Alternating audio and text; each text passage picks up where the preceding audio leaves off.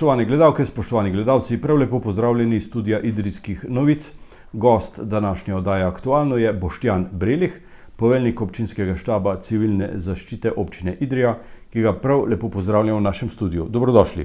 Dober dan, tudi jaz vas lepo pozdravljam. Hvala za povabilo v vašo oddajo. Kako ste se počutili v samoizolaciji? Prvi trenutki, lahko začnem s tem, bil sem v občinski stavbi, dobil sem klic, da se moram samoizolirati. Pri odhodu domov sem razmišljal, s kom sem bil v stiku, ko se je dogajalo ta čas, ta 2-3 dni. Prišel sem nekako do ugotovitve, da je zaradi striktnega držanja navodil, priporočil stroke, ni bilo možnosti prenosa okužbe na kogarkoli v občini Idrija, razen na partnerko. Tiste 3 dni se nisem družil z nobenim drugim, upošteval pravila in tukaj se mi je zelo oddahnilo. Videti moramo, da kad te nekdo tako pokliče, nisi pripravljen, da moraš stopiti v samoizolacijo in tukaj se mi je res oddahnilo, da sem spoštoval vsa pravila. Vas je bilo kaj strah? Ja, prisoten je strah, prisotno je vedno ono vprašanje, kaj pa če. Vodstvo civilne zaščite ste prevzeli pred dobrim letom dni. Kdo vse še deluje v tem vašem štabu? Tukaj smo sestavili novo ekipo, potem imamo poleg mene je namestnik poveljnika civilne zaščite Aleš Lapajne, član štaba za gasilske enote Boris Peternel, član štaba za logistiko in zveze Nejc Pirih, član štaba za tehnično reševanje Jernej Poljanec, član štaba za tehnično reševanje in zasilna bivališča Simon Hvala, imamo člana štaba za prvo pomoč je Oleg Vedmar Valentin, član štaba za odnose z javnostjo Nina Brus, član štaba za psihosocialno pomoč Špela Hvalec in član štaba predstavnik policijske postaje Idrija Robert Feltrin. Iz teh članov je sestavljen štab, je pa tukaj še zmeri nosi vsa odgovornost, nosi župan. Župan je še zmeri on na vrhu te strukture. V okviru te strukture pa ni specialnih enot, drži? V okviru te strukture so specialne enote. Specialne enote imamo kot iz področja reševalnih psov, gorske reševalne službe, potem tukaj lahko štejemo tudi Rdeči križ. Imamo specialno enoto v prostovoljnem gasilskem društvu Idrija za RK. Je nekaj specialnih enot na območju občine, ki lahko zagotovi prvo interveniranje ob takih dogodkih. Sicer se pa naslanjate na poklicne enote skupine, kot so zdravstveni dom, policija, gasilci predvsem? Ja, naslanjamo se seveda na te, ker oni tu delujejo vsak dan.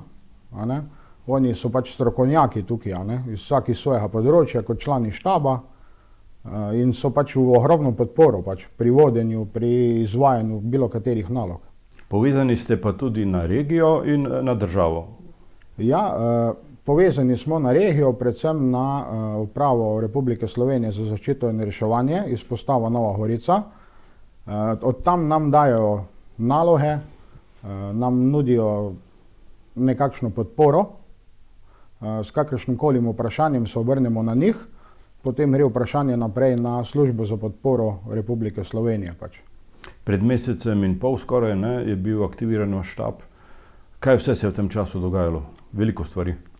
Pred mesecem in pol smo aktivirali štab, aktiviral se je celoten štab, nato smo naprej bili v kontaktu, v stiku z osebami, ki smo jih tisti trenutek potrebovali iz štaba.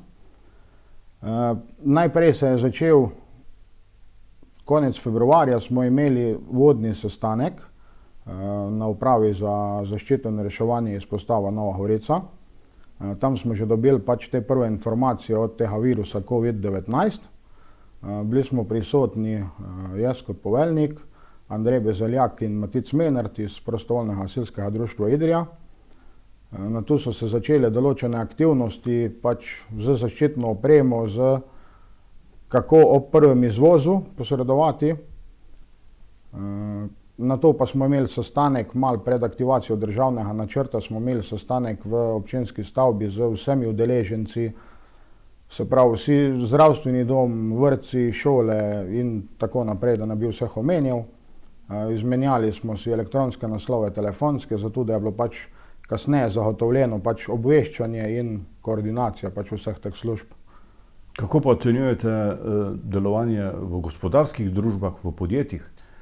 Glede na to, da ni bilo tam nobenega izbruha, ocenjujem zelo dobro. Sem tudi sam spremljal, izvedli so zelo hitre, zelo dobre ukrepe, tako da tu delovanje gospodarskih družb lahko sam pohvalim. En del, bi rekel, vaših ekip so tudi prostovoljci. Ste jih imeli dovolj na razpolago? Ja, prostovoljcev smo imeli dovolj na razpolago. Mi smo se pripravljali pač za 3 načine delovanja. Prvi način je tak, kot smo zdaj trenutno v njemu, imeli pa smo še neko rezervo za drugi in tretji način, se pravi za večji obseg. Za ta obseg so se prostovoljci javili sami in tudi se njim zahvaljujem, ker so priskočili na pomoč. Ta trenutek se moramo pač zavedati, da civilna zaščita smo mi vsi. Ob začetku epidemije so bila skladišča civilne zaščite praktično prazna. Skladišča civilne zaščite so bile za ta virus COVID-19 absolutno prazna. Oprema, ki je bila na razpolago, je bila samo v prostovoljnem gasilskem društvu Idrija, ki ima tudi pač podpisano s civilno zaščito pogodbo za RK. Druge opreme ni bilo. Veliko tega ste kasneje nakupili, pridobili. S tem bi bilo kar nekaj dela, ne? Ja, po tem prvem sestanku, ki smo ga imeli v Novi Gorici, pač že dosti prej, ko je bil aktiviran državni načrt, smo usmerili vse moči v nakup zaščitne opreme. Je pa pri nakupu zaščitne opreme bilo ogromno nekih težav, logističnih, nabave, cene so se višale enormno in tudi nismo hoteli pač kupiti po vsaki ceni lih vsake opreme. Koliko denarja ste v tem času porabili? Kdo plačuje vse to? Pač denar za to je namenila občina Idrija. Ona pač financira to delovanje civilnega štaba, štaba civilne zaščite. Koliko časa pa bo štab še deloval? Samo intenzivnost dela pač jaz ocenjujem, da je nekje za 20-30% padla. Je pa še zmeri pač ogromno teh odredb, odlokov, jih je treba prebrati, jih je treba posredovati naprej pristojnim. In ne vidim, da bi pa se tu zdaj kar nek dan končalo. To bo najbrž trajalo še neko obdobje, da se epidemija umiri najbrž. Verjetno obseg se bo zmanjševal, ampak nekako slediti temu bo treba po moje do jeseni.